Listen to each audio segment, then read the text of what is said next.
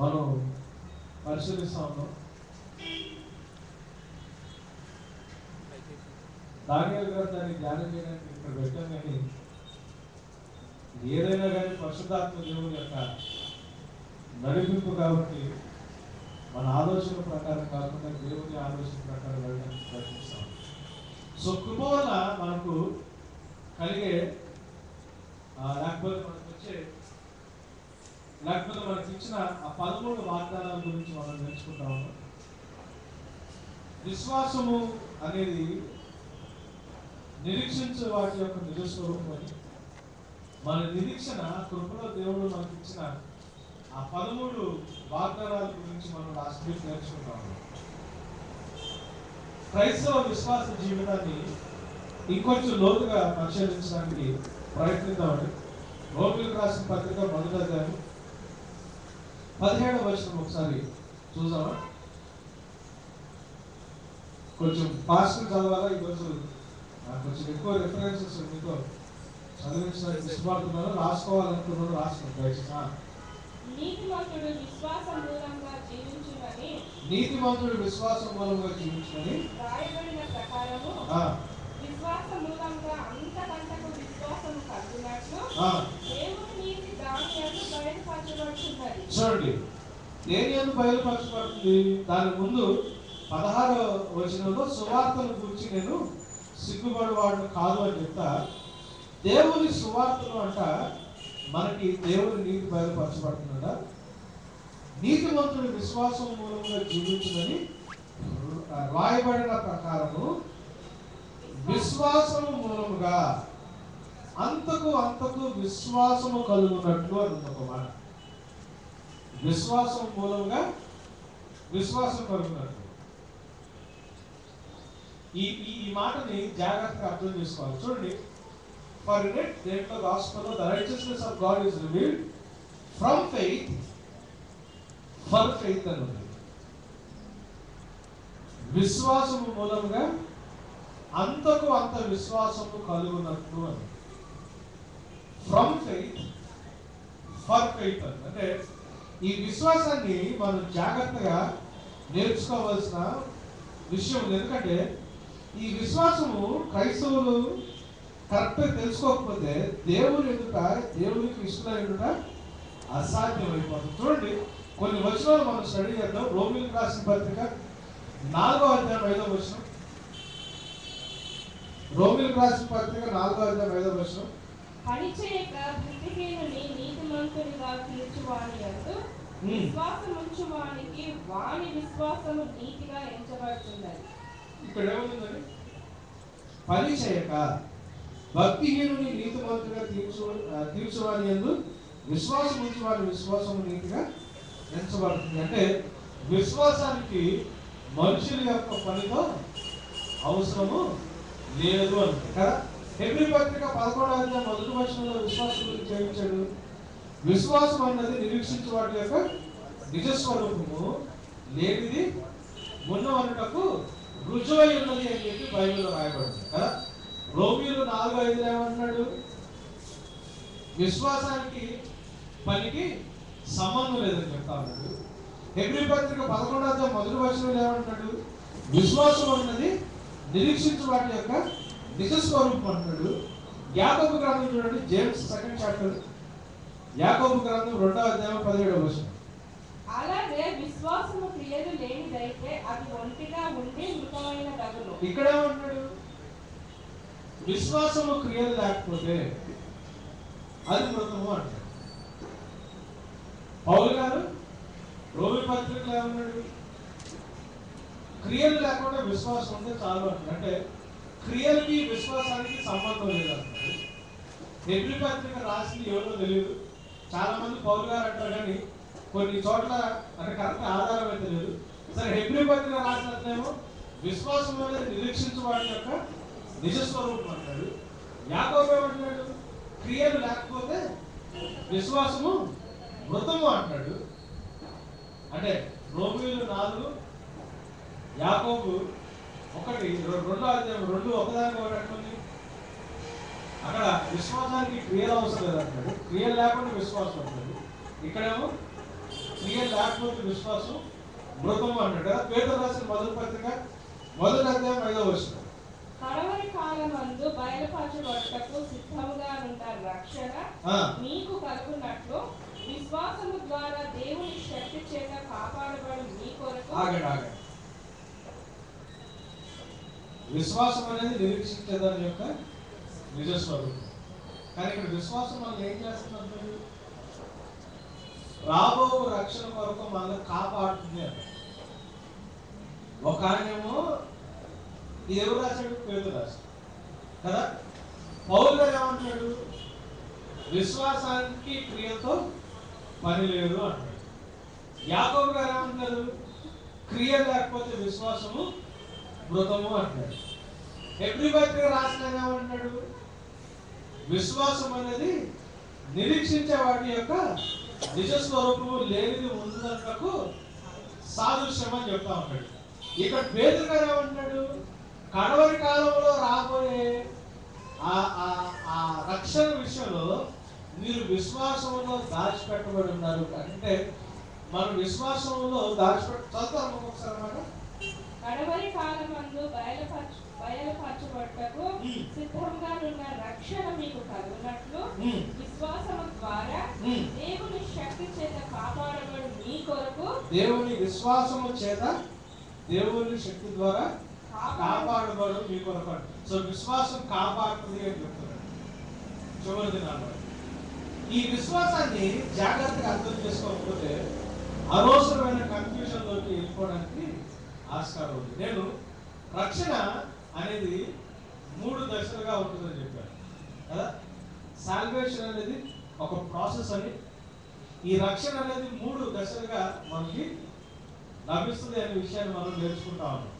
First salvation దేని నుంచి అంటే పెనాలిటీ ఆఫ్ సిన్ నుంచి, అంటే పాపము నుంచి వచ్చు ఆ జీతం మరణం, ఆ నరకం నుండి మనల్ని దేవుడు రక్షించాడు. ఇది అంటే 3 టెన్స్లో చెప్పుకోవచ్చు: past tense, present tense, future tense.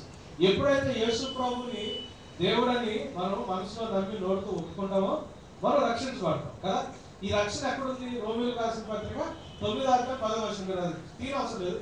So ఎప్పుడైతే మనసులో నమ్మి నోడుతూ ఒప్పుకుంటామో మనం రక్షించబడతాం. దేని నుంచి రక్షించబడతాం?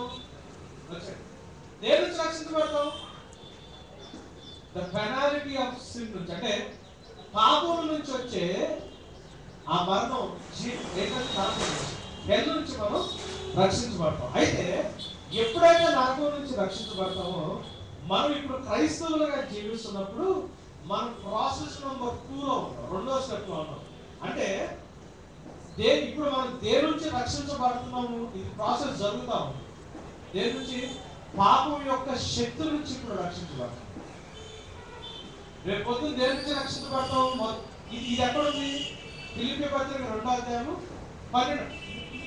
మీ రక్షణని కొనసాగించనివ్వండి అన్నాడు. ప్రజెంట్ కంటిన్యూస్ కదా. రోమీయులకు రాసిన పత్రిక 9వ అధ్యాయంలో మనం రక్షించబడ్డాము అన్నాము. దేని నుంచి రక్షించబడ్డాము?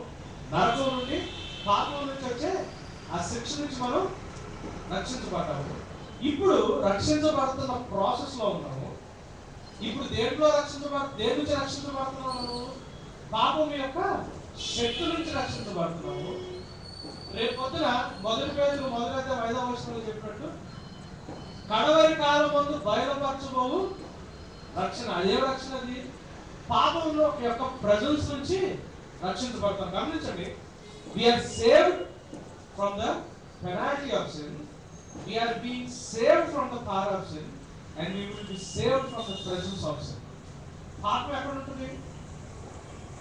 పాపం ఎక్కడ ఉంటుంది? పాపం లోపల ఉంటుందా? పాపం ఎక్కడ ఉంటుంది? చూడండి, 1 యోహాను 2వ అధ్యాయం 16వ వచనం చూడండి. యోహాను రాసిన మొదటి పత్రిక 1 John 2nd chapter 16th verse. పాపం ఎక్కడ ఉంటుంది చూడండి. లోకంలో ఉన్నదంతయు అనగా శరీరాశయు, నేత్రాశయు, జీవపు కర్మములు తండ్రి వలన పుట్టినవి కావు, అవి లోక సంబంధమైనవి. లోకమును దాని ఆశయు గతించిపోతున్నవి. నేత్రాశ, శరీరాశ, జీవపు కర్మ, ఈ 3 దేనికి సంబంధించి? లోకానికి సంబంధించి. ఈ 3 ఎక్కడ ఉంటాయి?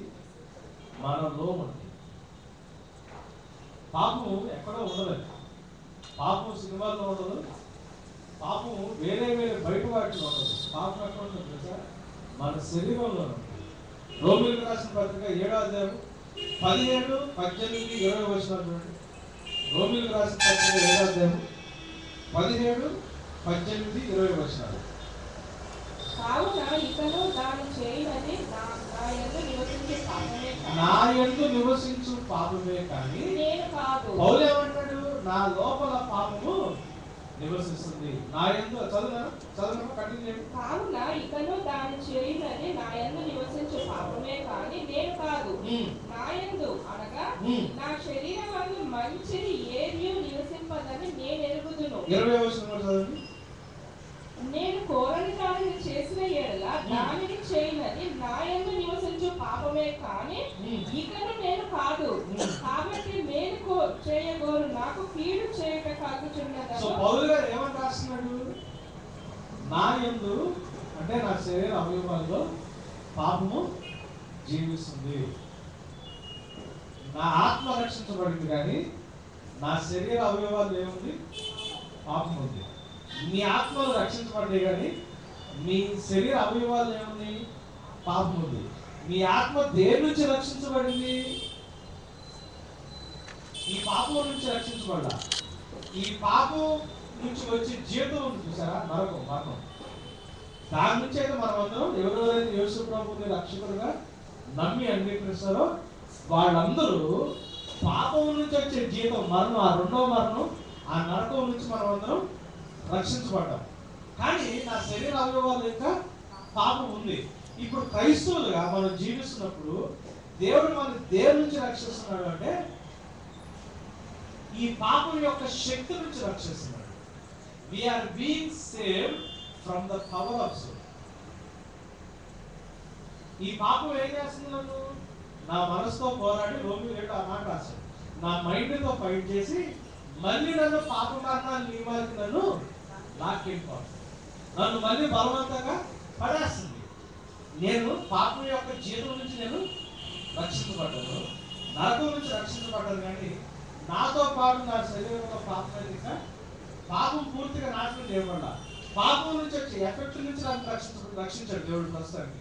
సో ఇప్పుడు పాపం నాలో ఉంది. ఇది నా మైండ్తో ఫైట్ చేసి నన్ను ఏం చేస్తుంది అంటే మళ్ళీ మరణానికి నన్ను తీసుకెళ్ళిపోతుంది.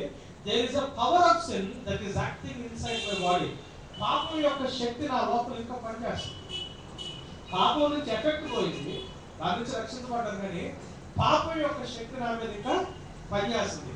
ఇది ఎక్కడ పనిచేస్తుంది? నా ఆలోచనలో పనిచేసి నన్ను మళ్ళీ పాపం చేసినట్టు మళ్ళీ నన్ను బలవంతంగా తీసుకెళ్తుంది. సో ఇప్పుడు క్రైస్తవులుగా జీవిస్తున్న నన్ను దేవుడు దేని నుంచి రక్షించే పనిలో ఉన్నాడు? ఈ పాపం యొక్క శక్తి నుంచి నన్ను రక్షించే పనిలో ఉన్నాడు.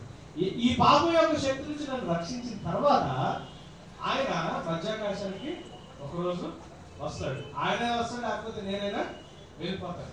ఫైనల్ ఏమవుతారంటే ఈ పాపం యొక్క ప్రెజెన్స్ అంటే ఏంటి? ఈ శరీరం అంతేనా? ఈ పాపం దేంట్లో ఉంది? శరీరంలో ఉంది. ఫైనల్ గా ఈ పాపం యొక్క ప్రెజెన్స్ నుంచి నేను రక్షించబడతాను. సో రక్షణ అనేది 3 దశలుగా 3 స్టెప్స్ లో 3 ప్రాసెస్ లో జరుగుతుంది. We are saved from the penalty of sin. పాపం యొక్క పెనాల్టీ నుంచి మనం రక్షించబడ్డాం. We are being saved from the power of sin. అంటే పాపం యొక్క శక్తి నుంచి రక్షించబడుతున్నాము. అందుకే భయముతో వదులుతో మీ రక్షణని కొనసాగించండి అంటాడు. రేపు పొద్దున మనమైనా కానీ యేసు ప్రభువైనా కానీ తిరిగి వచ్చినప్పుడు ఈ పాపం యొక్క ప్రెజెన్స్ లో నుంచి అనగా ఈ శరీరంలోంచి మనము రక్షించబడతాం. ఎక్కడికి వెళ్తాం? మహిమ గల శరీరంలోకి వెళ్తాం. సో మనకి రక్షణ అనేది 3 దశలుగా వస్తుందని మనం గుర్తుపెట్టుకోవాలా. ఇది పాస్ట్, అది ప్రెసెంట్ అవుతుంది, ఫ్యూచర్.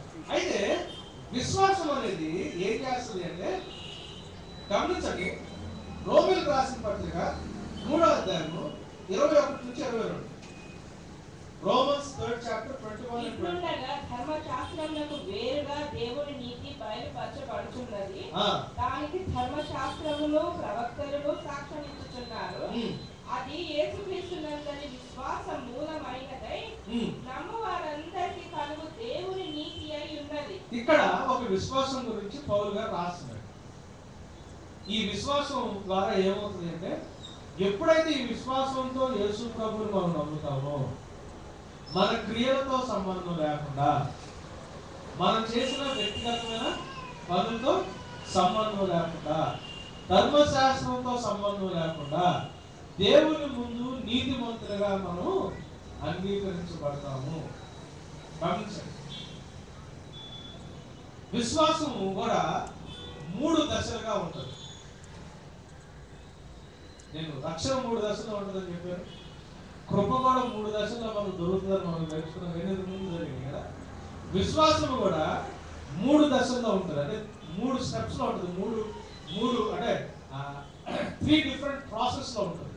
ఎప్పుడైతే మొట్టమొదటిగా మనం దేవుడిని మనం నమ్ముతామో, దేవుడి మీద మనం విశ్వాసం ఉంచుతామో, ఈ విశ్వాసం ఏం చేస్తుంది అంటే, ధర్మశాస్త్ర క్రియలతో సంబంధం లేకుండా, అంటే నువ్వు మంచి చేస్తున్నావో చెడు చేస్తున్నావో నీ క్రియలతో సంబంధం లేకుండా ఈ విశ్వాసము నిన్నేం చేస్తుంది? దేవుని ఎదుట నీతిమంతులుగా చేస్తుంది. రోమీయులకు రాసిన పత్రిక 4వ అధ్యాయం 5వ వచనంలో మనం మొట్టమొదటిసారి చదివిన విశ్వాసం అదే. చదువుతారా? 4 నీతిమంతునిగా తీర్చువాని యందు విశ్వాసముంచువానికి వాని విశ్వాసము నీతిగా ఎంచబడును. ఇక్కడ విశ్వాసం అంటే ఏంటి అంటే, దేవుని మీద నమ్మకం, లేకపోతే దేవుని మీద ఆధారపడటం. ప్రభా, నేను ధర్మశాస్త్ర క్రియల మీద ఆధారపడలేదు, నేను నా చేతులతో మంచి చేసి నీ ముందు నీతిమంతులుగా జీవించాలని నేను నా చేతి పని మీద నేను ఆధారపడలేదు, నేను క్రియల మీద ఆధారపడలేదు. కానీ నీవు నా కొరకు ఆ బలి అర్పణ ఇచ్చిన నీ కుమారుడి మీద నేను ఆధారపడుతున్నాను అని చెప్పి, నా క్రియల మీద కాకుండా దేవుని యొక్క కుమారుడైన యేసు ప్రభువు మీద ఆధారపడటం నాకు నీతిని సంపాదిస్తుంది. మొట్టమొదటిగా విశ్వాసం మనకి దేవుని మీద ఆధారపడటం ద్వారా మనకి లభిస్తుంది. గమనించండి, విశ్వాసం అంటే ఫస్ట్ స్టేజ్ లో దేవుని మీద ఆధారపడటం. Faith in the first stage is trusting in God. దేవుని మీద ఆధారపడటం, యేసు ప్రభువు మీద ఆధారపడటం. దేని మీద ఆధారపడకుండా? నా సొంత క్రియల మీద ఆధారపడకుండా. ధర్మశాస్త్ర క్రియలు నేను అనుసరించి నీతిమంతుడు అవ్వాలని ధర్మశాస్త్రం మీద ఆధారపడకుండా, దేవుని కుమారుడైన యేసు ప్రభువు చేసిన సిలువ కార్యం మీద నేను ఆధారపడినప్పుడు నేను దేవుని ముందు నీతిమంతులుగా తీర్చబడ్డాను. I will be justified before the presence of God. నేను నీతిమంతుడు అవుతాను. So the trust in God is faith. ఇది ఏం చేస్తుంటే మన నీతిమంతులుగా మారుస్తుంది. ఇదే విశ్వాసం 13వ వచనంలో చదవడము. 4వ అధ్యాయం రోమీయులకు రాసిన పత్రిక 4వ అధ్యాయం 13వ వచనం. అతడు లోకమునకు వారసుడు అగునను. కాదు 4వ అధ్యాయం 13వ వచనం. మరియు సున్నతి లేని వారిని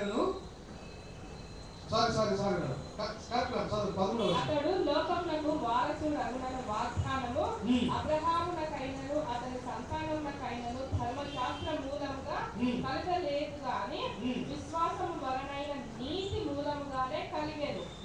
ఈ వాగ్దానం అబ్రహాము సంతానం అవడానికి మనకి ఏ విశ్వాసం మూలంగా వచ్చింది? వాగ్దానం దేవుని మీద ఆధారపడే మూలంగా వచ్చిన వాగ్దానం.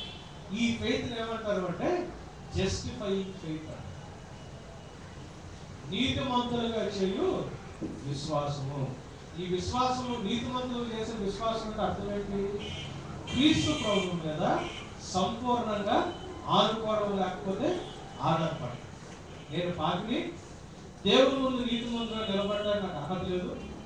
దేవుని ముందు నీతిమంతులుగా నిలబడటానికి నేను ధర్మశాస్త్రం మీద ఆధారపడలేదు, దేవుడు పంపించిన కుమారుడి మీద నేను ఆధారపడుతున్నానని దేవుని కుమారుడైన యేసు ప్రభువు మీద నువ్వు ఎప్పుడైతే ఆధారపడతావో అప్పుడు నీకు విశ్వాసం ఉన్నట్టు. అది ఎటువంటి విశ్వాసము? నీతి కలిగించు విశ్వాసము. It is a justifying faith. నీతి కలిగించు విశ్వాసము.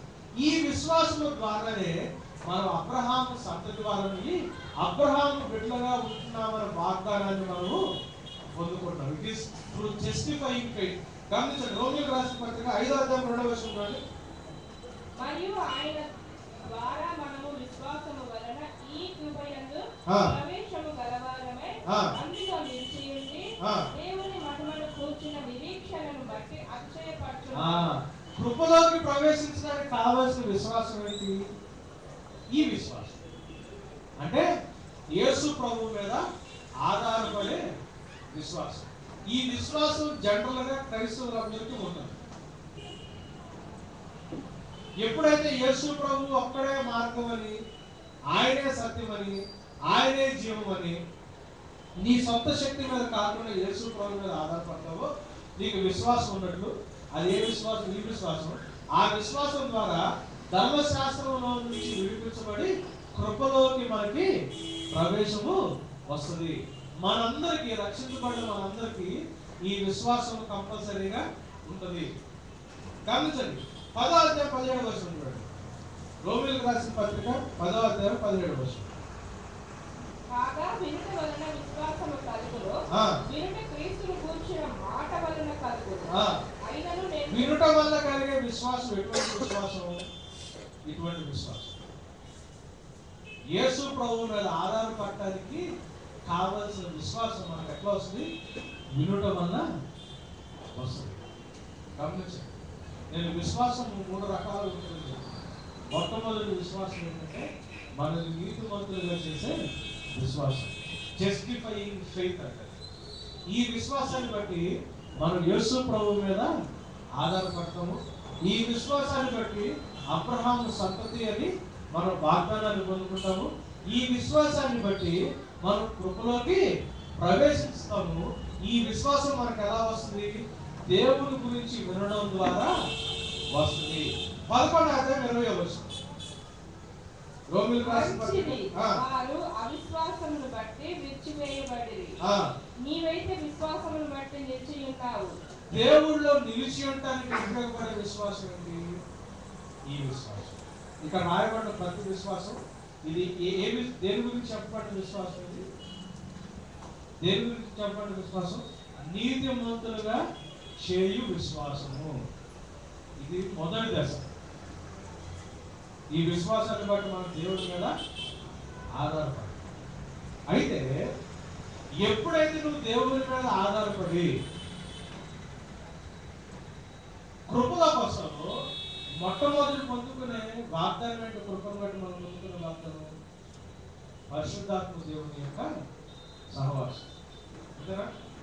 ఎప్పుడైతే యేసు ప్రభు మీద ఆధారపడి ఆయన మీద విశ్వాసంతో నువ్వు కృపలోకి ఎప్పుడైతే ప్రవేశిస్తావో నీకు వచ్చే ఫస్ట్ గిఫ్ట్ ఏంటి?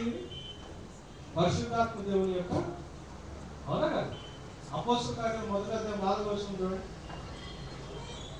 అపోస్తల కార్యం 1వ అధ్యాయం 4వ వచనం. ఆయన వారిని కలుసుకొని ఇలాగ ఆజ్ఞాపించాడు, మీరు యెరూషలేము నుండి వెళ్ళక రావలన విన్న తండ్రి యొక్క వాగ్దానం కొరకు కనిపెట్టుడి. మీరు రావలన విన్న తండ్రి యొక్క వాగ్దానం కొరకు కనిపెట్టుడి. యోహాను నీటితో బాప్తిస్మం ఇచ్చాను, కానీ కొద్ది దినములలోగా మీరు పరిశుద్ధాత్మతో బాప్తిస్మం పొందెదరు.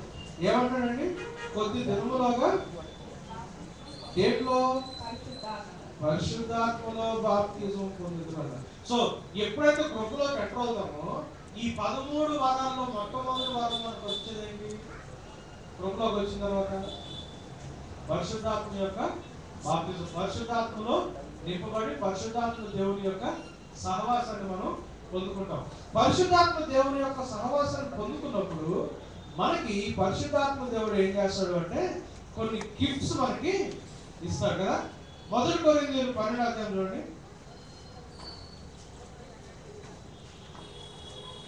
7వ వచనం నుంచి చదవండి. అయినను అందరి ప్రయోజనము కొరకు ప్రతి వానికి ఆత్మ ప్రత్యక్షత అనుగ్రహింపబడుచున్నది.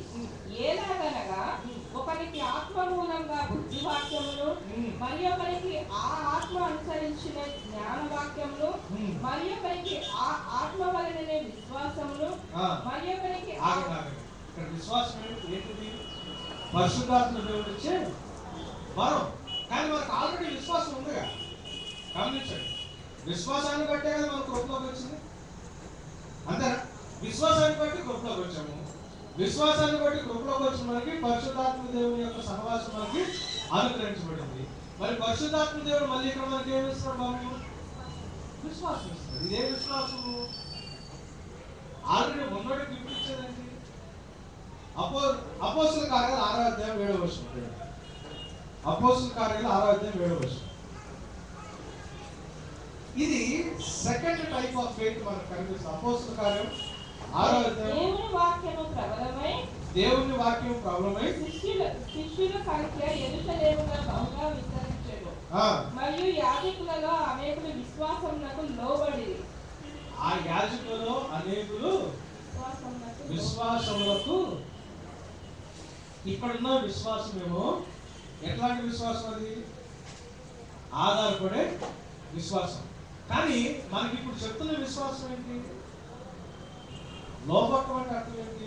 ఇంకొంచెం క్లియర్ చదువుదాం. 15వ అధ్యాయం 9వ వచనం. అపోస్తుల కార్యాలు 15వ అధ్యాయం 9వ వచనం.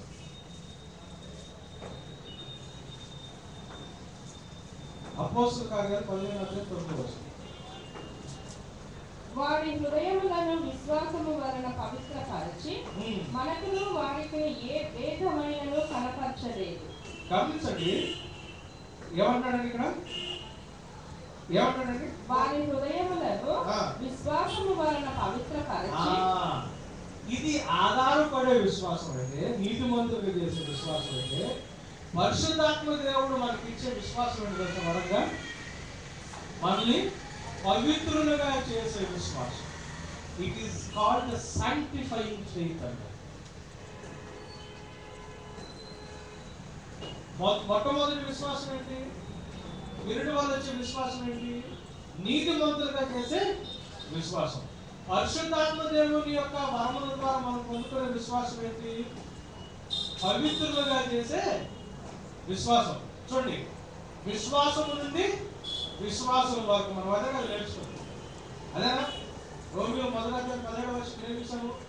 విశ్వాసం నుండి అంతకంతకు విశ్వాసం కలుగునట్టు.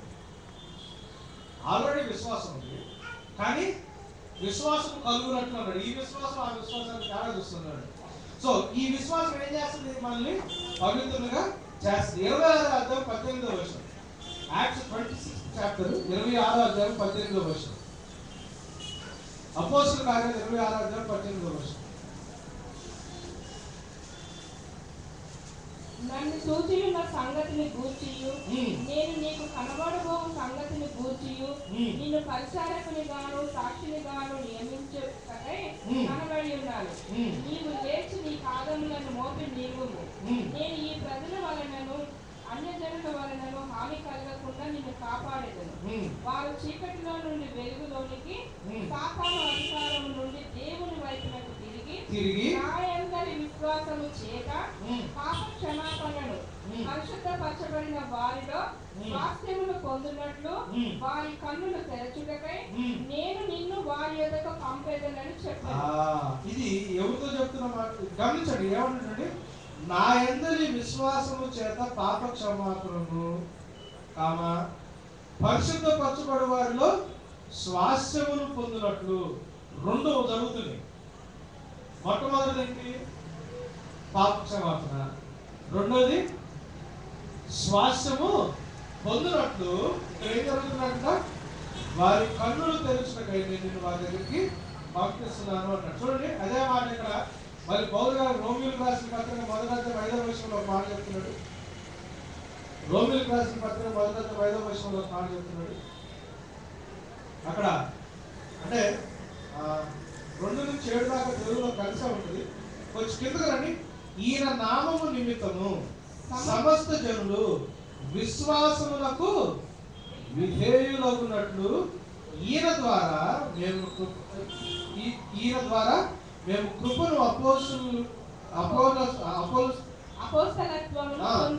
గమనించండి. ఇక్కడ ఏమని రాస్తున్నాడు? ఈయన ఎందుకు అపోస్తులు అయ్యాడు? పౌలు గారు అపోస్తులు ఎందుకు అయ్యాడు? యేసు ప్రభు నామము నిమిత్తము సమస్త జనులను విశ్వాసములకు ఏం చేయడానికి? విధేయులుగా చేయడానికి. గమనించండి, విశ్వాసం మొదటి దశలో దేవుడి మీద ఆధారపడటం. ఇది మనకి దేవుడు తెలుసా? నీతిమంతులు చేస్తుంది. విశ్వాసము రెండవ దశలోకి వచ్చినప్పటికి ఇది మనల్ని పవిత్రులు చేస్తుంది. అయితే ఈ విశ్వాసంలో మనం ఏం చేయాలా? మొదటి దశలో ఆధారపడ్డాము, రెండవ దశలో ఏం చేయాలి? మనం దేవుడు చెప్పిన మాటలకి విధేయత చూపించి దేవుడు చెప్పిన పనులు చేయడం మొదలు పెట్టాలి. ఇంకొంచెం క్లారిటీ పెట్టాను. గలతీ పత్రిక 2:20 ఇంకొంచెం క్లియర్గా చదువుతాను. గలతీ పత్రిక 2:20 నేను క్రీస్తుతో కూడా సిలువ వేయబడి ఉన్నాను, ఇకను జీవించువాడును నేను కాను.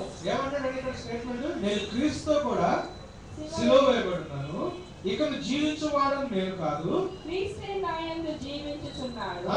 నేను ఇప్పుడు శరీరమందు జీవించుచున్న జీవితము నన్ను ప్రేమించి నా కొరకు తన్ను తాను అప్పగించుకొనిన దేవుని కుమారుని అందరి విశ్వాసము వలన జీవించుచున్నాడు.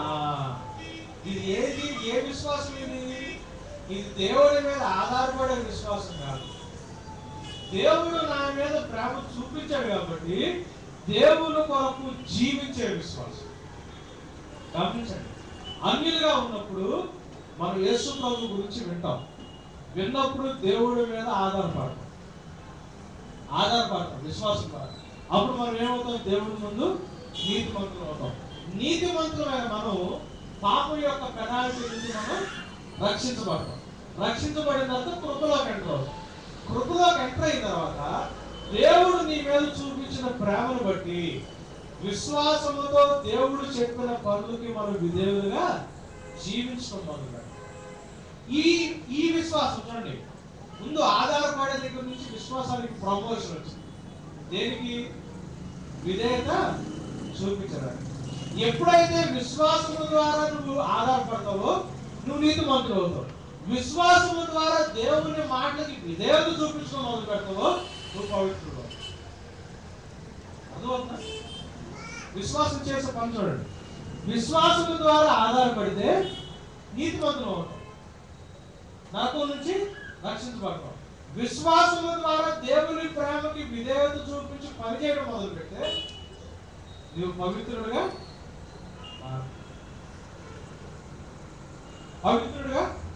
అందుకే ఇక్కడ పాలు ఏమంటాడంటే 20వ వచనంలో నేను క్రీస్తు కూడా సిలువ వేయబడి ఉన్నాను అంటే దాటేశాను. అంతేగా క్రీస్తు కూడా సిలువ వేయబడి ఉన్నాను, ఇక్కడ జీవించువాడను నేను కాను, క్రీస్తు నా యందు జీవించున్నాడు.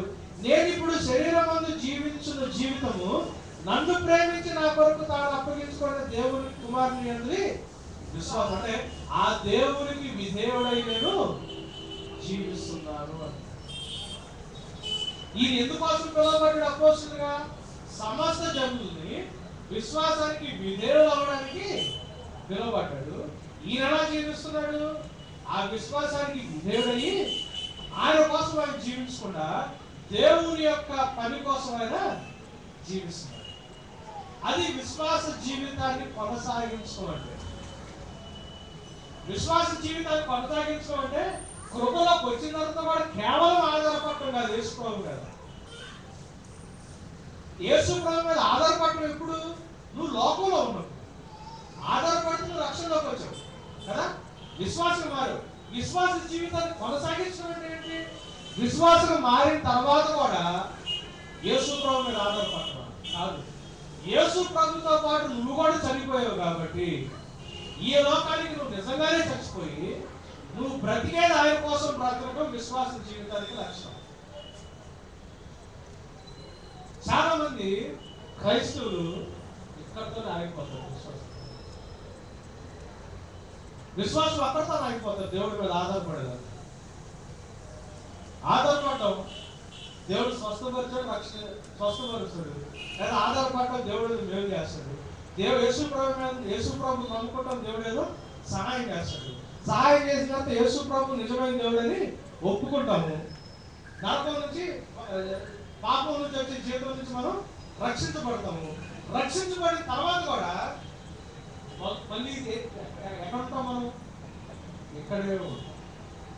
రక్షించబడిన మనము యేసు ప్రభుతో పాటు చచ్చిన వారమని మనం జంటలుగా గుర్తు పెట్టుకోం. యేసు ప్రభుతో పాటు సిలువ వేయబడిన వారు మనం జనరల్గా గుర్తుపెట్టుకోం. నేను బ్రతకాల్సింది ఇంకా నా కోసం కాదు, ఈయనగా నా జీవితాన్ని ఇక్కడ అప్పగించాను నా విశ్వాసాన్ని బట్టి. ఇక బ్రతికేది నేను కాదు, నేను బ్రతికితే క్రీస్తు కొరకు బ్రతకాలని క్రీస్తు ప్రభు చెప్పిన ఆజ్ఞలకి దేవుడే మనం జీవించాలి. యాక్చువల్గా విశ్వాసం ఇది స్టార్టింగ్ లెవెల్, నెక్స్ట్ లెవెల్. దేవుడికి విధేయుడై జీవిస్తాం. ఎప్పుడైతే దేవుడికి విధేయత చూపిస్తా నువ్వు జీవిస్తూ మొదలు పెడతావో నీ విశ్వాసాన్ని బట్టి ఆ విధేయత నేను ఏం చేస్తుంది తెలుసండి, దేవుని కొరకు పని చేస్తుంది. ఆ పని మిమ్మల్ని ఏం చేస్తుంది తెలుసండి, మిమ్మల్ని పరిశుద్ధులుగా పవిత్రులుగా చేస్తుంది. రోమిలకు రాసిన పత్రిక 6వ అధ్యాయం, రోమిలకు రాసిన పత్రిక 6వ అధ్యాయము. చాలా మందికి ఈ విషయము ఎంతసేపటికి విశ్వాసం అంటే దేవుడి మీద ఆధారపడటం. 19వ వచనం చదవండి అందరు జాగ్రత్తగా. అది మీ దగ్గర పెళ్ళంటే దయచేసి అండర్లైన్ చేసుకోండి. మనిషి రీతిగా మాట్లాడుతున్నాను.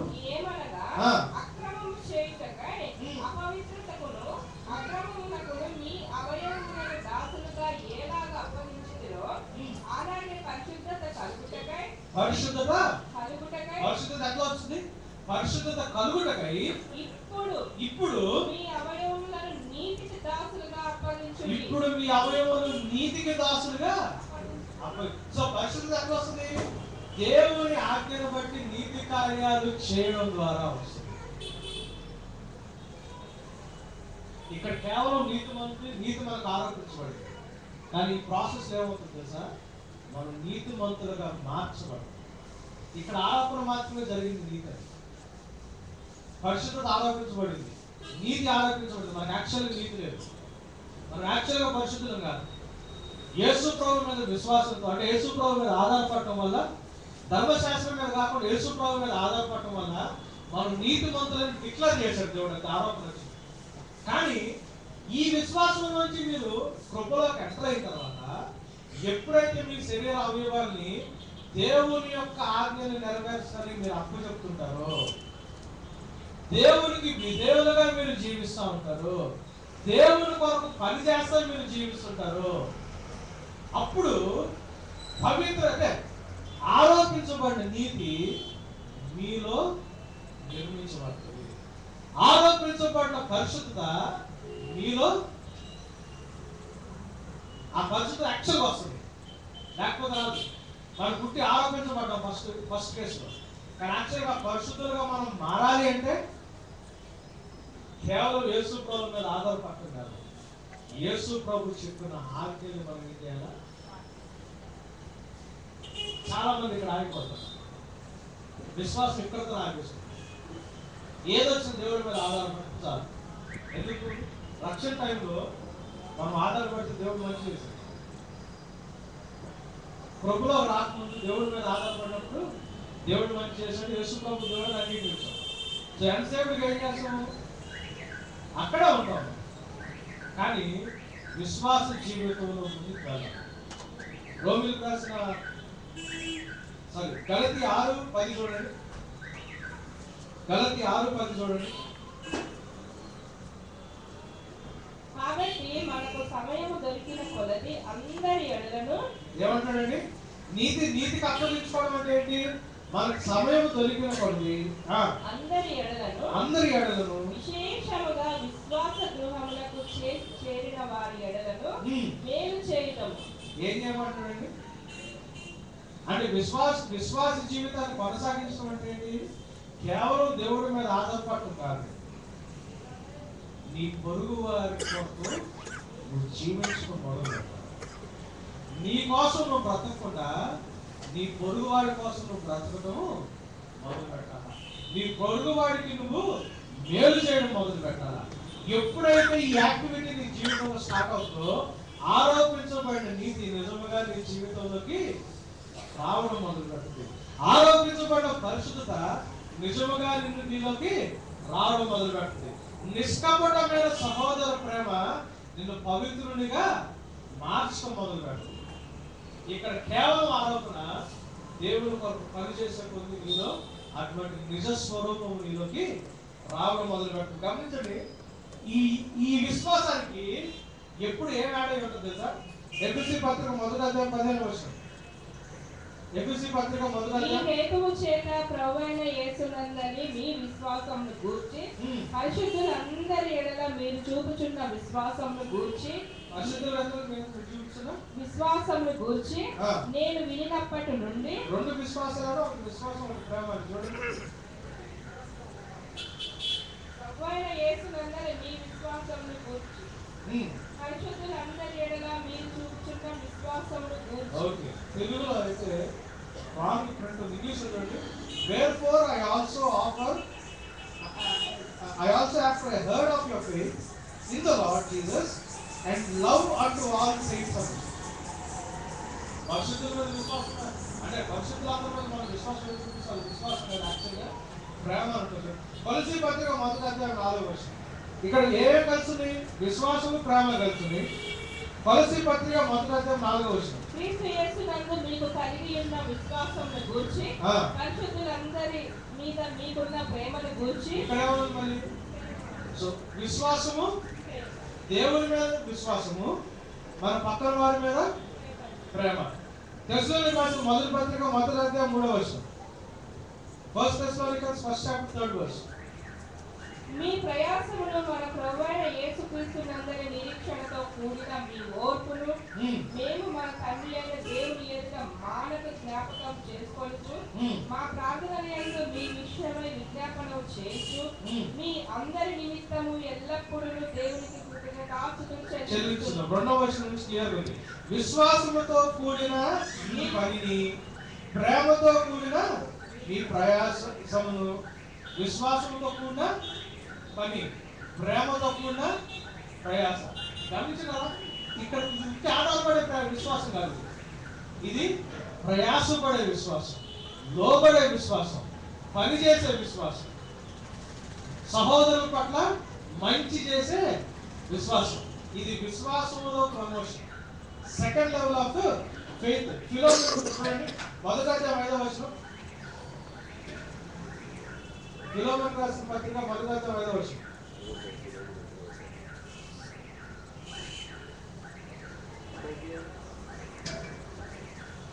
ఫిలోమెనా నీ ప్రేమను గూర్చియు మన ప్రభువైన యేసు యేసులను సమస్త పరిశుద్ధుల ఎడలను నీకు కలిగి ఉన్న విశ్వాసమును గూర్చియు ఏ గురించండి? నీ ప్రేమను గూర్చియు సమస్త పరిశుద్ధులందరి ఎడలను నీకు కలిగి ఉన్న విశ్వాసమును గూర్చి నేను విని నా ప్రార్థనలందు నీ నిమిత్తము విజ్ఞాపనం చేయి. ఈ బైబిల్లో గమనిస్తే విశ్వాసులకు రాస్తున్న ప్రతి లెటర్లో, రక్షణలోకి వచ్చేవాడు కాదు, విశ్వాసులకు రాస్తున్న ప్రతి లెటర్లో పౌలు గారు మెన్షన్ చేసిన విశ్వాసాన్ని ఎక్కడెక్కడైతే మెన్షన్ చేశాడో ఆ విశ్వాసంతో పాటు ఏమైంది పక్కనే? సహోదరుల పట్ల ప్రేమ. ఇది ఈ విశ్వాసం నీతిమంతులుగా మార్చే విశ్వాసం. ఈ విశ్వాసంతో ఏ కలవాలి తెలుసండి? నీ సహోదరుల పట్ల నీకు ప్రేమ యాడ్ అవ్వాలి. ఈ ప్రేమతో దేవుడు చెప్పిన పని వారి పట్ల నువ్వు చేయడం వల్ల. ఇక్కడ యాక్చువల్గా క్రైస్తవుల యొక్క పిలుపు ఆధారపడి గమనించండి. మొట్టమొదటి విశ్వాసం నిన్ను నీతిమంతులుగా చేసింది. నీతిమంతులుగా చేయగానే ఒక కృపలోకి వచ్చావు.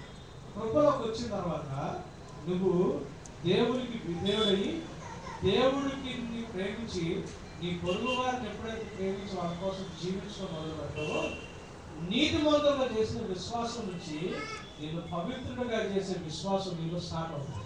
ఇది గిఫ్ట్ హోలీ స్పిరిట్ లో. ఇది పరిశుద్ధాత్మ దేవుడు మనకిచ్చే బహుమానం. కొలసీ 2:5 ఎక్కువ చెప్పేస్తున్నా, మంచిది చూడండి. కొలసీ పత్రిక 2వ అధ్యాయం 5వ వచనం. నేను శరీర విషయంలో దూరంగా ఉండను, ఆత్మ విషయంలో మీతో కూడా ఉండి మీ యోగ్యమైన ప్రవర్తనను క్రీస్తు యేసునందలి మీ స్థిర విశ్వాసమును చూచి ఆనందిస్తున్నాను. దేని చూశాడు? ప్రవర్తన, ప్లస్ విశ్వాసం, ప్రేమ ప్లస్ విశ్వాసం, విధేయత ప్లస్ విశ్వాసం, ప్రేమ ప్లస్ విశ్వాసం, విధేయత ప్లస్ విశ్వాసం, ప్రవర్తన ప్లస్ విశ్వాసం. ఈ విశ్వాసం ఎటువంటి విశ్వాసం? నిన్ను పరిశుద్ధుడుగా పవిత్రుడుగా చేసే విశ్వాసం. ఇది రెండవ దశ. ఇది ఎవరికి ఉండాల్సింది విశ్వాసం? కృపలోకి ప్రవేశించబడిన వాళ్ళందరికీ ఉండాల్సిన విశ్వాసం. రక్షింపబడి క్రైస్తవులుగా మారిన ప్రతి ఒక్కరికి ఉండవలసిన విశ్వాసం. ఈ విశ్వాసం లేకపోతే కేవలం నీతి ఆరోపించబడిన వారుగానే ఉంటావు, కానీ నువ్వెన్నడికి నీతిమంతులుగా నువ్వు మార్చబడవు. సో క్రైస్తవత్వంలోకి వచ్చిన ప్రతి ఒక్కడు ఆ విశ్వాస జీవితాన్ని కొనసాగించడం అంటే ఏం చేయాలా? దేవుని ఆజ్ఞకి లోబడి, దేవుని ఆజ్ఞకి విధేయత చూపిస్తా, సరైన ప్రవర్తన కలిగి నీ పొరుగువాడిని వాడు ప్రేమించడం మొదలు పెట్టాలి. పొరుగువాడి కోసం జీవించడం మొదలు పెట్టాలి. వాడి కోసం వాడు కాకుండా దేవుడు చూపించిన జనాంగం కోసం, దేవుని ప్రజల కోసం జీవించడం మొదలు పెట్టాలి.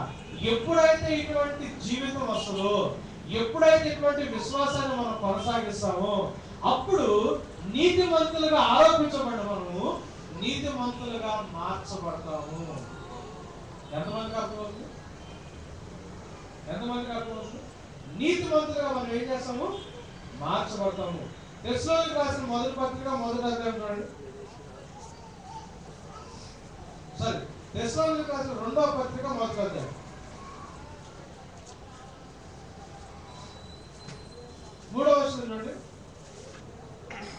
సహోదరులారా, మేము ఎల్లప్పుడూ మిమ్మల్ని గురించి దేవునికి కృతజ్ఞతాస్తుతులు చెల్లించినప్పుడు బద్ధులమై ఉన్నాము. ఇది యుక్తమే. ఎందుకు? ఏలయనగా మీ విశ్వాసము బహుగా అభివృద్ధి పొందుచున్నది. మీ అందరిలో ప్రతివాడును ఎదుటివాడి ఎడల చూపు ప్రేమ విస్తరించుచున్నది అని రాస్తుంది. ఈ విశ్వాసం పెరగదు, ఇది ఇంతే ఉంటుంది. కానీ ఈ విశ్వాసం ఏమవుతుంది తెలుసా? రోజు రోజుకి అభివృద్ధి చెందుతుంది. ఇంకొకసారి చదువుతాను. నేను ఎందుకు ఈ రిఫరెన్స్ చదువుతున్నానంటే, దేవుడు నీతో నాతో ఏం మాట్లాడాలని ట్రై చేస్తున్నది అర్థం చేసుకుంటారు. ఎందుకంటే విశ్వాసం గురించి భయంకరమైన బోధలు ఉన్నాయి బయట. చదువుతారా? తెస్సలోనికీయులకు రాసిన రెండవ పత్రిక మొదటి అధ్యాయము 3వ వచనం. సహోదరులారా, మేము ఎల్లప్పుడూ మిమ్మల్ని గూర్చి దేవునికి కృతజ్ఞతాస్తుతులు చెల్లించుటకు. చూడండి, ఆ చర్చిలో ఉన్న గొప్పదనం ఏంటి? ఆయన ఏమన్నాడు? ఎల్లప్పుడూ మిమ్మల్ని గురించి దేవునికి కృతజ్ఞతాస్తుతులు చెల్లించుటకు మేము బద్ధులమై ఉన్నాము. అంటే ఈ ఆట్ టు థాంక్ గాడ్ అంటాడా? ఇది యుక్తమే. ఇది యుక్తమే. ఎందుకు? మీ విశ్వాసము బహుగా అభివృద్ధి పొందుచున్నది. వాళ్ళ విశ్వాసం బహుగా అభివృద్ధి పొంది, కార్లు కొనుక్కుని, బంగ్లాలు కట్టుకుని, ఉద్యోగాలు సంపాదించుకుని, పిల్లలు పుట్టి, ప్రమోషన్లు సంపాదించుకుని, ఇది కాదు అక్కడ జరుగుతుంది. విశ్వాసం పెరుగుతున్నప్పుడు, విశ్వాసం పెరుగుతున్న కొద్ది ఏం జరుగుతుంది ఆ సమయంలో? మీ అందరిలో ప్రతి వాడును ఎదుటి వాని ఎడల చూపు ప్రేమ విస్తరించుచున్నది. ఏం విస్తరిస్తుంది? వాళ్ళ ఆస్తులు విస్తరించలా, వాళ్ళకున్న ఐశ్వర్యం విస్తరించలా, వాళ్ళకి కావాల్సిన వాళ్ళు దొరుకుతుంది. ఇదిగా జరుగుతుంది అక్కడ. మనకి విశ్వాసము సాక్ష్యం అంటే మనకి ఏంటంటే, నాకు ఏది లేదో అది వస్తే సాక్ష్యం కింద, లేకపోతే విశ్వాసం ఉన్నాడు కింద మాట్లాడతాం. కానీ ఇక్కడ దేని బట్టి ఆనందపడుతున్నాడు పౌలు గారు? దేని బట్టి ఆనందపడుతున్నాడు? నేను మీ గురించి దేవుడికి థ్యాంక్స్ చెప్పాలా? చెప్పాల్సిన అవసరం ఉంది నాకు. ఇది యుక్తం అని చెప్పి. ఎందుకంటే మీ విశ్వాసం రోజు రోజుకి అభివృద్ధి జరుగుతుంది. దేంట్లో? ఒకళ్ళొకళ్ళు ప్రేమించుకోవడంలో, ఒకళ్ళ పట్ల ఒకళ్ళు కలిగిన ప్రేమను బట్టి మీరు అభివృద్ధి చెందుతున్నారు. కాబట్టి నేను ఆనందిస్తున్నాను అన్నాడు. ఇటువంటి సాక్ష్యాలు ఎక్కడ ఉంది క్రైస్తవత్వంలో? ఇటువంటి సాక్ష్యాలు ఎక్కడ ఉంది క్రైస్తవత్వంలో? విశ్వాసం అంటే నాకు కావాల్సింది నేను సంపాదించుకోవడం అనుకుంటున్నారు, కానీ నాకు అవసరమైన దానికోసం దేవుడి మీద ఆధారపడటం అనుకుంటున్నారు. కానీ అది విశ్వాసంలో మొదటి మెట్టు మాత్రమే అనే విషయం మనం గ్రహించలేకపోతున్నాం. నిజంగా విశ్వాస జీవితాన్ని కొనసాగించడం అంటే ఏంటంటే నాకంటే ఎక్కువ నా పొరుగు వాడిని నేను ప్రేమించాలా అంతేనా? యేసేమన్నాడు, నేను నిన్ను ఎట్లా ప్రేమించాను నువ్వు నీ పక్కన ఉన్నట్లా ఆయన ఎట్లా ప్రేమించాడు మనల్ని? ఆయన కంటే ఎక్కువ చచ్చిపోతున్నా కానీ మనల్ని ప్రేమించాడు. క్రైస్తవులుగా మనం ఏం చేయాలా? యేసు ప్రభు మంచోడి కోసం చచ్చిపోయాడా? కాదుగా. నీకు అన్యాయం చేసిన వాళ్ళు సైతం మీరు అలా, మీకు నష్టం కలిగిస్తున్నా కానీ మీరు అలా ప్రేమించాలా? అంత లెక్కలో మీరు ప్రేమించడం మొదలు పెడుతుంటే ఆ ప్రేమ మిమ్మల్ని పవిత్రులుగా మారుస్తుంది. ఆ ప్రేమ మిమ్మల్ని పరిశుద్ధులుగా మారుస్తుంది. ఆ ప్రేమ మిమ్మల్ని నీతిమంతులుగా మారుస్తుంది. అందుకే ఇటువంటి విశ్వాసము మిమ్మల్ని నీతిమంతులుగా తీర్చే విశ్వాసం. ఇది సెకండ్ లెవెల్ ఆఫ్ ఫెయిత్. అందుకే సమస్త జనులు విశ్వాసములకు లోబడినట్లు అన్నాడు. విశ్వాసానికి లోబడటం ఏంటి? నీ పక్కన వాడిని నువ్వు దేవుడు నిన్ను ప్రేమించినట్టు ప్రేమించు. ఒకవేళ అటువంటి ప్రేమ లేదనుకోండి, మనకి కొంచెం విశ్వాసం ఉండదు. అసలు విశ్వాసం పూర్తిగా లేనట్టు. మీకు అన్యాయం చేసిన వాళ్ళని, మిమ్మల్ని ఇబ్బంది పెడుతున్న వాళ్ళని, మిమ్మల్ని కష్టపెడుతున్న వాళ్ళని, మీకు నష్టం చేసిన వాళ్ళని ప్రేమించడం చేతకాకపోతే మన విశ్వాసమే ఎట్టి పరిస్థితుల్లో కాదు. ఎట్టి పరిస్థితుల్లో కాదు. దేవుడు నీకేమన్నా ఇల్లు ఇచ్చినా కాలు ఇచ్చినా దేవుని దయా బట్టి దేవుని యొక్క వాత్సల్యాన్ని బట్టి నువ్వు పొందుకున్నావే కానీ నీకు నాకున్న విశ్వాసాన్ని బట్టి కాదు. నిజంగా విశ్వాసం ఉంటే నువ్వు నీ పక్కనోడిని ప్రేమిస్తావు. అది దేంట్లో కనిపిస్తుంది? నువ్వు చేసే నీ పక్కనోడి కోసం, నీ సహోదరుడి కోసం చేసే క్రియల్లో కనిపిస్తుంది. క్రియాపూర్వకమైన విశ్వాసం.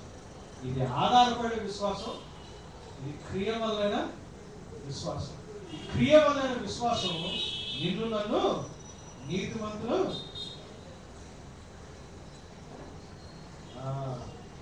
3వ అధ్యాయం 2వ వచనం దశలోనికి 2వ పత్రిక 3వ అధ్యాయం 2వ అధ్యాయం 3వ వచనం. మొదట భ్రష్టత్వము సంభవించి నాశన పాత్రుడైన పాప పురుషుడు బయలుపడితేనే కానీ ఆ విధము రాదు. ఏది దేవుడు అనబడినో, ఏది పూజింపదగునో దానినంతటిని ఎదిరించుచు, దానికంతటి పైగా వాడు తన్ను తానే హెచ్చించుకొనుచు, తాను దేవుడినని తన్ను కనపరుచుకొనుచు, దేవుని ఆలయంలో కూర్చుండును కనుక ఏ విధముగానైనను ఎవడును మిమ్మును మోసపరచబడనీయకుడి. నేనింకను మీ యొద్ద ఉన్నప్పుడు ఈ సంగతులను మీతో చెప్పినది జ్ఞాపకము లేదా? కాగా వాడు తన సొంత కాలమందు బయలుపరచబడవలెనని వారిని అడ్డగించినది ఏదో అది మీరెరుగుదురు. ధర్మ విరోధ సంబంధమైన మర్మము ఇప్పటికే క్రియ చేయుచున్నది. కానీ ఇది వరకు అడ్డగించుచున్నవాడు మధ్య నుండి తీసివేయబడు వరకే అడ్డగించును. అప్పుడు ఆ ధర్మ విరోధి బయలుపరచబడును. ప్రభువైన యేసు తన నోటి ఊపిరి చేత వారిని సంహరించి తన ఆగమన ప్రకాశం చేత నాశనము చేయును. నశించుచున్న వారు తాము రక్షింపబడుటకై సత్యవిషయమైన ప్రేమను అవలంబింపకపోయింది కనుక వాని రాక అబద్ధ విషయమైన సమస్త బలముతోను నానా విధములైన సూచక క్రియలతోను మహత్ కార్యములతోను దుర్నీతిని పుట్టించు సమస్త మోసముతోను నశించుచున్న వారిలో సాతాను కనపరచు బలమును అనుసరించి ఉండును. గమనించండి, ఎవరి గురించి రాస్తారు? క్రీస్తు విరోధి, యాంటీ క్రైస్ట్. వాడు వచ్చే టైంలో అంట చాలా మంది విశ్వాసం నుంచి పడిపోతారు. విశ్వాస ప్రశ్నలు అయిపోతారంటే అర్థమేంటి? దేవుడి మీద ఆధారపడమోళ్ళు అది కాదు. విశ్వాస ప్రశ్నలు అయిపోతారంటే అర్థమేంటి కదా? స్వార్థపూరితంగా జీవించడం మొదలు పెడతారు. పక్కన వాడిని ప్రేమించకుండా పొరుగు వారి మీద ప్రేమ సన్నగిలిపోయి స్వార్థంతో ఎక్కువైపోయి సత్యాన్ని వాళ్ళు అనుసరించారు. కాబట్టి చివరి దినాల్లోనంట సూచక్రియలతోనూ అద్భుత క్రియలతోనూ మోసపడటానికి దేవుడే వాళ్ళందరికీ దానికి అప్పగిస్తాడని చెప్పి బైబిల్లో చాలా క్లియర్. గమనించండి, ఎప్పుడైతే నిజమైన విశ్వాసాన్ని మనం తెలుసుకోవడానికి ఇష్టపడమో, సత్యాన్ని మనం ఎప్పుడైతే ప్రేమించము. మన పొరుగు వారిని ప్రేమించకుండా నేను, నా ఇల్లు, నా పిల్లలు, నా వరకే నాకు ఆలోచన ఎప్పుడైతే పెరిగిపోతుందో, నేను సత్యాన్ని ప్రేమించట్లేదు కాబట్టి నేను మోసపోనట్లు సైతాను గారి చేతికి దేవుడు మనల్ని అప్పగిస్తాడు. వీడు ఎలా మోసం చేస్తాడు మనల్ని? అద్భుత క్రియలు చేసి, సూచక క్రియలు చేసి, విశ్వాసము కాని విశ్వాసాన్ని చూపించి, భక్తి కాని భక్తిని చూపించి, అద్భుతాలు కాని అద్భుతాలు చూపించి, దైవత్వం కాని దైవత్వాన్ని మనకు చూపించి మోసం చేస్తాడు. బయట జరుగుతుంది అదే, బయట జరుగుతుంది అదే. ఇప్పుడు మనం చదువుకునే విశ్వాసం బయట ఎక్కడ కనిపిస్తుంది? మన ఇల్లులో కనిపిస్తుంది. మనకంటే మన పొరుగు వారిని ఎక్కువ ప్రేమించే తత్వం మనకు పెరిగిందా? యేసు ప్రభుని చూసాము, యేసు ప్రభు గురించి తెలుసుకున్నాము, యేసు ప్రభు జీవితం ఒక సాక్రిఫైస్, ఒక బలియాగం అని నేర్చుకున్నాము. ఆయన మనకి ఇచ్చిన ఆజ్ఞలు నేర్చుకుంటున్నాము. ఆయన మనల్ని ఎట్లా ప్రేమించాడో మనం మన పొరుగు వారిని అలా ప్రేమించామని నేర్చుకున్నాము. ఇన్ని రోజులుగా యేసు ప్రభు తెలిసిన తర్వాత మనం మన కొరకు జీవించడం మొదలు పెట్టామా? ఇంకా మనం మనమే ప్రేమించుకుంటామా? మనకంటే ఎక్కువ మన పక్కన వారిని ప్రేమిస్తున్నామా? ఆలోచించండి. యేసు ప్రభు గురించి ఎంతమంది తెలుసు? చేతులకు ఎంతమంది తెలుసు? ఆయన మన కోసం తన జీవితాన్ని అర్పించడం ఎంతమంది తెలుసు? యేసు ప్రభు మన ఎట్లా ప్రేమించడం, మనం మన పొరుగు వారిని ప్రేమించాలని ఎంతమంది తెలుసు? ఇది సత్యం అని ఎంతమంది తెలుసు? కానీ సత్యానికి ఎంతమంది విధేయులు అవుతున్నారు? విశ్వాస జీవితంలో ఎదుగుతున్నా కొద్ది నిన్ను నువ్వు జీరో చేసుకుని నీ పక్కన కోసం ఎంత జీవించుకుని ఎంతమందికి చేతవుతుంది? ఇటువంటి జీవితం లేకపోతే ఏం జరుగుతుంది తెలుసా? ఇటువంటి జీవితం సంఘాల్లో లేకపోతే ఏం జరుగుతుంది తెలుసా? విశ్వాసంలో లేకపోతే ఏం జరుగుతుంది తెలుసా?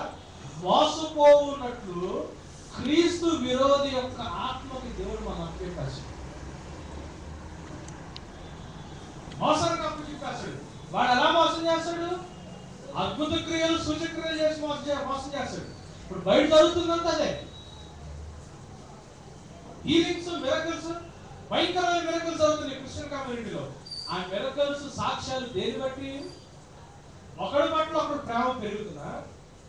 లేకపోతే ఎవడు స్వార్థానికి వాడికి ఇంక్రీజ్ అవుతుంది సాక్ష్యాలు చెబుతున్నారా? దేని బట్టి సాక్ష్యాలు? దేని బట్టి సంఘాలు అభివృద్ధి చెందుతున్నాయి? ప్రేమలో అభివృద్ధి చెందుతున్నాయా? ధనంలో అభివృద్ధి చెందుతున్నాయా? ప్రేమలో అభివృద్ధి చెందుతున్నాయా? మన ఆస్తులు అభివృద్ధి చెందుతున్నాయా? ప్రేమలో అభివృద్ధి చెందుతున్నాయా? ఎవడ అవసరాలు విషయాలు అభివృద్ధి చెందుతున్నాయా? దేంట్లో అభివృద్ధి చెందుతుంది జనాలు, సంఘాలు? అంటే మిగతా వాటిలో అభివృద్ధి చెందకూడదని కాదు. నువ్వు ఆశలు అభివృద్ధి చెందొచ్చు, నీకున్న వస్తువులు అభివృద్ధి చెందొచ్చు, నీకున్న జ్ఞానాలు అభివృద్ధి చెందొచ్చు విశ్వాసాన్ని బట్టి. కానీ వీటన్నిటికంటే ఎక్కువ నీకు నీ సహోదరుడి మీద ప్రేమ, ఇది కనిపించకుండా ఈ ఉట్టి గ్రోత్ ఉంది అనుకోండి, అసలు అభివృద్ధి లేకుండా ఇది ఉంది అనుకోండి, మనం దేంట్లో ఉంది తెలుసా? మోసంలో ఉంది. వేల మంది ఇటువంటి అబద్ధ ప్రవర్తన చేస్తున్నారు. మన సహోదర ప్రేమ గురించి మాట్లాడుకోం. టీవీలో 24 గంటల ప్రోగ్రాం వచ్చినా నన్ను నేను తగ్గించుకుని నా గురించి నేను ఆలోచించుకుని నా పక్కనోడి గురించి నేను ఆలోచించాలన్న మాట ఎక్కడా కనిపించింది?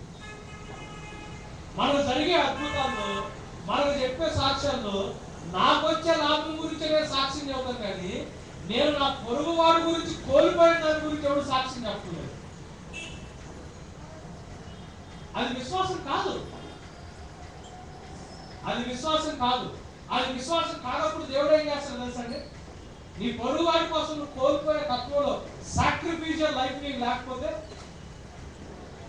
మన వ్యక్తిగత స్వార్థాల కోసం దేవుని ఆలయాన్ని కూడా సాక్రిఫైస్ చేస్తాం. ఆదివారం దేవుడి దగ్గర నేర్చుకునే టైంని కూడా సాక్రిఫైస్ చేస్తాం. మనం దేవుడి కొరకు లోపల నష్టపోయేది మన జీవితాలు ఏం లేదు. మన పొరుగువాడి కోసం మనం జీవించడం అనే ఆలోచన లేదు. ఎంతసేపు మన కోసం మనం బ్రతకలేదు. అది క్రియారూపమైన విశ్వాసం కాదు. ఈ విశ్వాసం లేకపోతే క్రీస్తు విరోధి చేతికి మోసపోయినట్లు దేవుడు క్రైస్తవుల్ని అప్పగించేస్తాడు.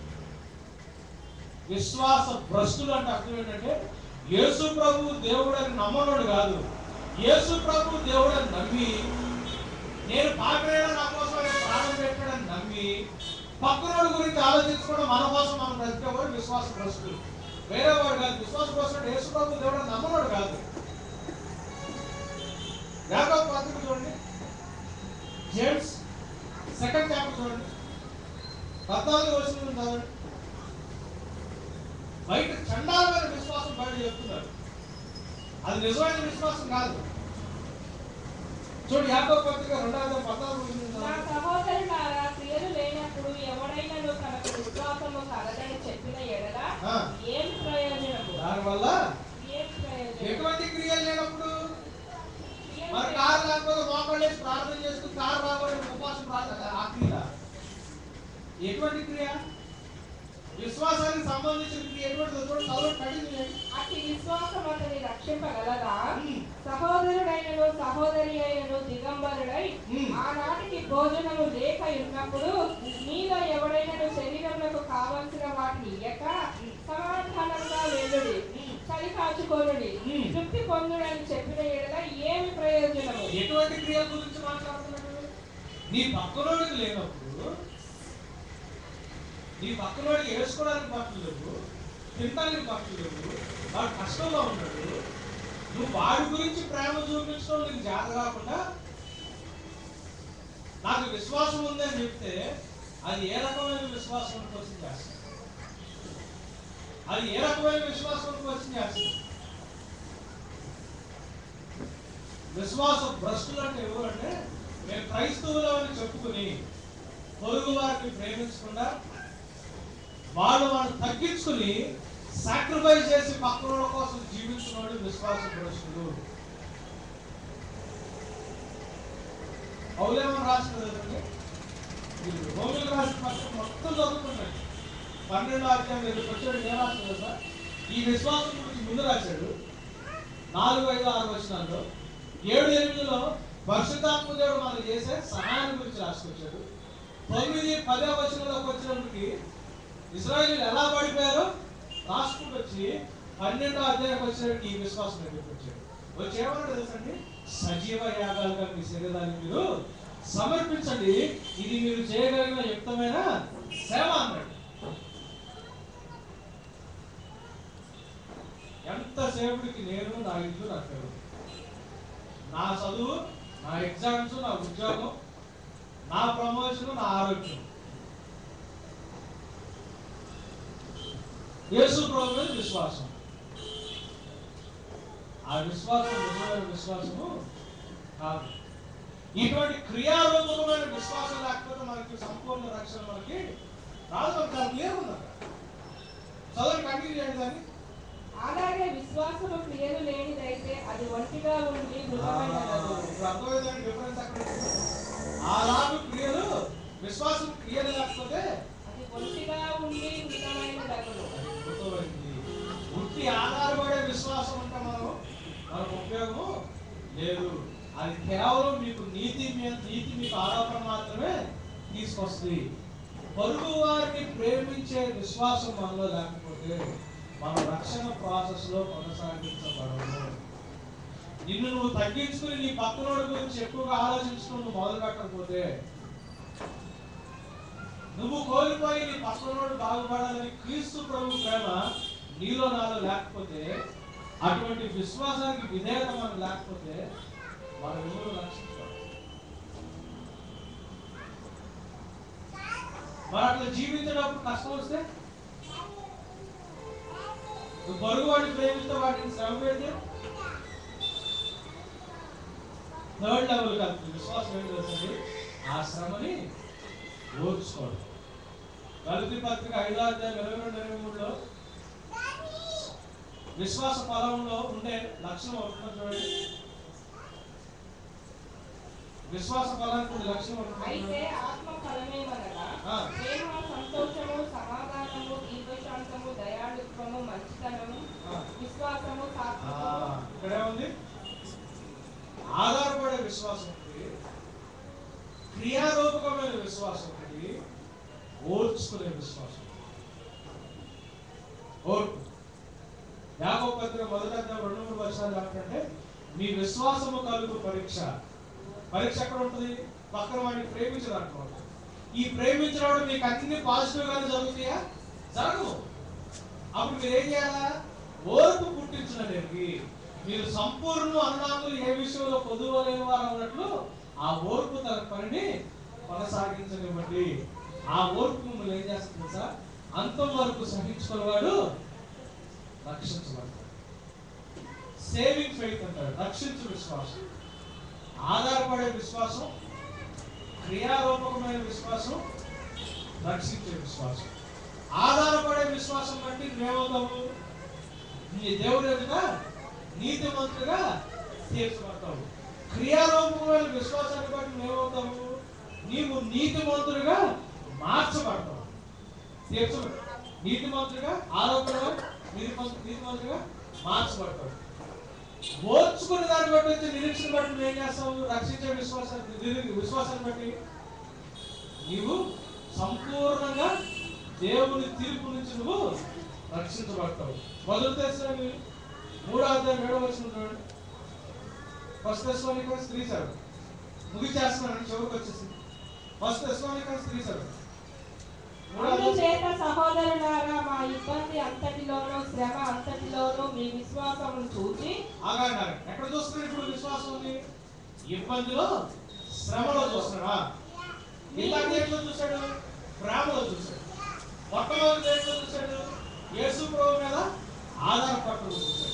ఇక్కడ ఇబ్బందిలో, శ్రమలో చూస్తున్నా. శ్రమను చూసి మీ విషయంలో ఆదరణ పొందితిమి. మీ విషయంలో ఆదరణ పొందితిమి.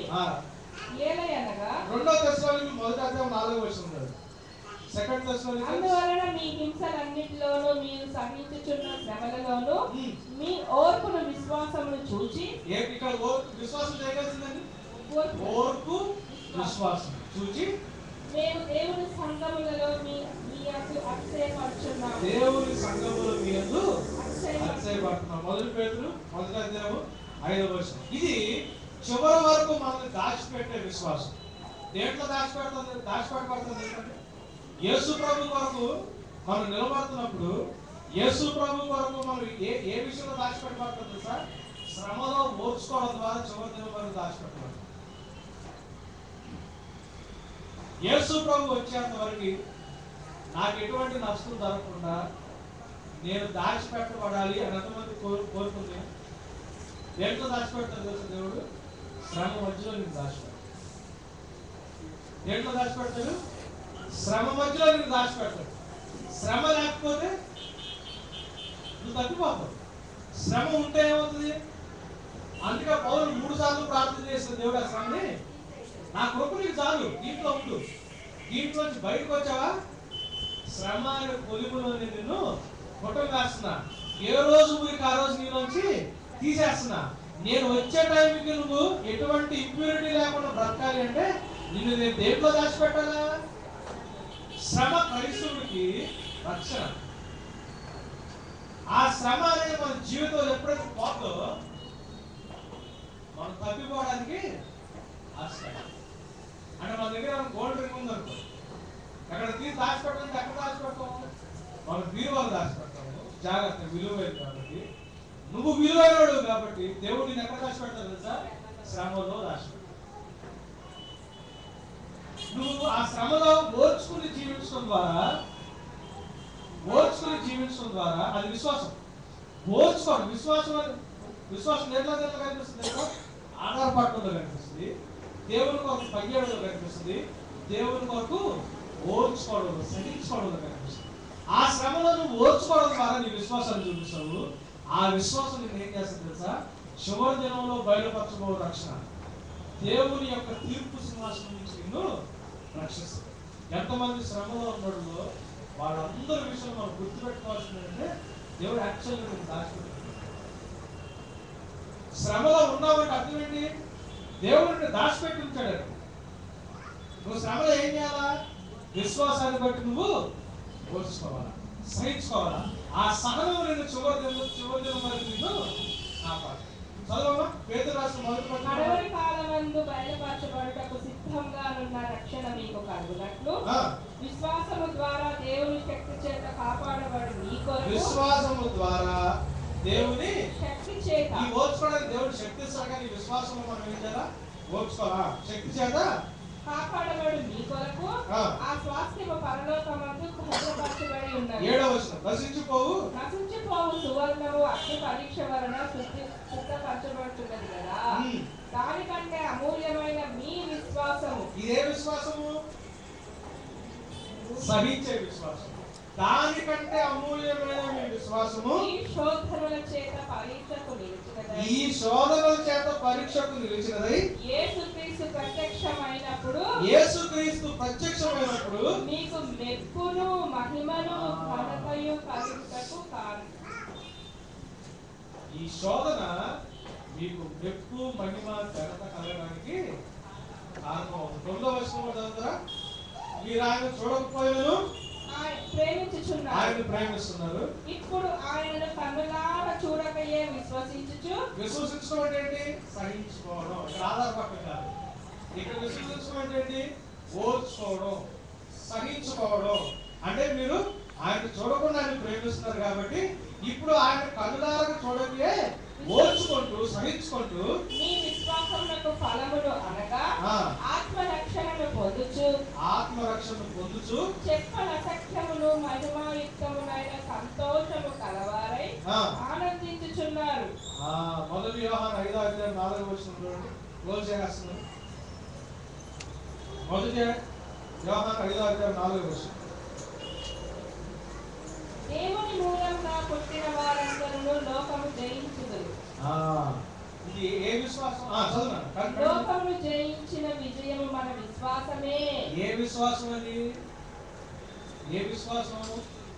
ఆధారపడి దేవుని కొరకు పనిచేసి దేవుని కొరకు సహించుకుని మనం లోకాన్ని జయిస్తాము. లోకాన్ని జయించిన విశ్వాసం విజయం మనకేంటి? మన విశ్వాసం. సో విశ్వాసం అంటే ఉంటే ఆధారపడటం మాత్రమే కాదు. కంటిన్యూ చేయండి. నీళ్ళ ద్వారాను యేసు దేవుని కుమారుడని నమ్మువాడు తప్ప లోకమును జయించువాడు మరి ఎవడు?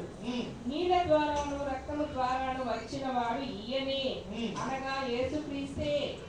ఈయన నీళ్లతో మాత్రమే కాక నీళ్లతోనూ రక్తముతోనూ వచ్చెను. ఆత్మ సత్యము గనుక సాక్ష్యం ఇచ్చువాడు ఆత్మయే. అయితే అవసరం లేదు, అక్కడ చాలు. 4వ దేవుని మూలంగా పుట్టిన వారందరూ లోకమును జయించుదురు. లోకమును జయించిన విజయము మన విశ్వాసమే. సో విశ్వాసం అనేది కేవలం ఆధారపడటం మాత్రమే కాదు. బుద్ధి ఆధారపడితే నీకు ఆరోపించాలి. విశ్వాసానికి లోబడి దేవుని ఆజ్ఞలకు లోబడి మన విధేయత చూపించడం మొదలు పెడితే ఆ విశ్వాసం నీకు నీతిమంతులుగా మారుస్తుంది. ఈ క్రమంలో నీకు వచ్చే కష్టాలను బట్టి నష్టాలను బట్టి నువ్వు ఓర్చుకుంటే ఆ విశ్వాసం నిన్ను రక్షిస్తుంది. ఈ ప్రాసెస్లో మనకి ఏది మిస్ అయినా మన సంపూర్ణ రక్షణలోకి మనము వెళ్ళము. అందుకే ఏమంటుందంటే ఎంత గొప్ప రక్షణని మనం నిర్లక్ష్యం చేస్తే ఎలాగూ తప్పించుకుంటాము.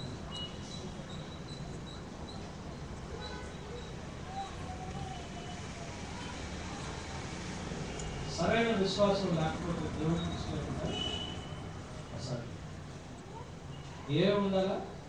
కేవలం దేవుడి మీద ఆధారపడటం మాత్రమే కాదు.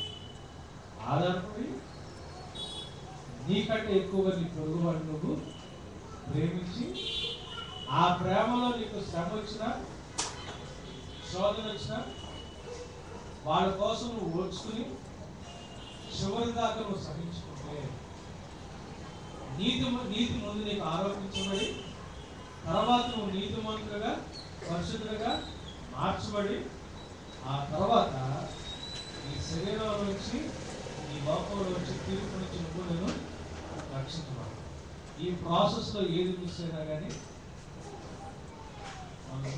అందుకే ఏమంటుంది సార్? విశ్వాసము నుండి అంతకంతకు విశ్వాసం పొందుటకు.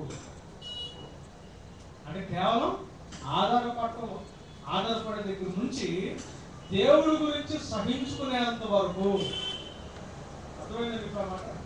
రోమిలో 1:17 ఆధారపడటం మొదలుకొని దేవుని కొరకు శ్రమపడి సహించుకునేంత వరకు అని. సో సువార్తలో శక్తి దేనికి ఉందంట? ఈ మొత్తానికి కావాల్సిన శక్తి అంతా సువార్తలో ఉంది. యేసు ప్రభు మీద ఆధారపడటమే కాదు, యేసు ప్రభు కొరకు జీవించి శ్రమపడి యేసు ప్రభు కొరకు సహించుకునేంత వరకు విశ్వాసం from faith for faith, from faith for faith అంటే ఆధారపడటం దగ్గర నుంచి శ్రమపడి ఓర్చుకునేంత వరకు ఎదగాలి. అప్పుడు విశ్వాసంలో ఎదుగుతుంది, అప్పుడు విశ్వాస జీవితాన్ని కొనసాగిస్తుంది. లేకపోతే విశ్వాస భ్రష్టులు అయిపోయి విశ్వాసం లేకుండా బ్రతుకుతుంది. ఒకవేళ ఇంకా విశ్వాస భ్రష్టత్వంలో ఉంటే దేవుడు సత్యాన్ని ప్రేమించలేదు కాబట్టి మోసపరచు ఆత్మకి మనల్ని అప్పగిస్తాడు. అటువంటి దౌర్భాగ్య స్థితిలోకి మనం వెళ్ళకముందే సరైన విశ్వాసంలోకి రావడం మంచిది. కళ్ళు మూసుకున్నావా? సరే, ఒకసారి కళ్ళు మూసుకున్నావా?